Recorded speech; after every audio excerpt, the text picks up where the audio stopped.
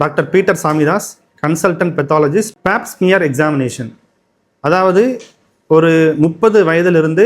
50 வயதிற்கு உட்பட்ட பெண்களுக்கு இந்த காலகட்டத்தில் வந்து கர்ப்பப்பை வாய் புற்றுநோய் வருவதற்கான வாய்ப்புகள் அதிகம் இருக்கிறது.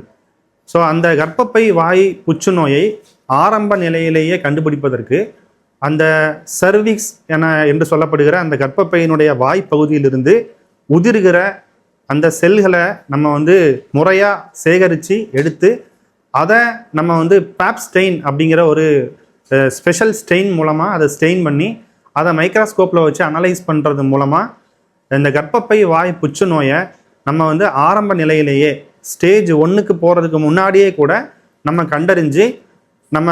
அதற்கான சரியான சிகிச்சை, அதாவது அந்த கர்ப்பப்பையை நம்ம அறுவை சிகிச்சையின் மூலம் எடுப்பதற்கான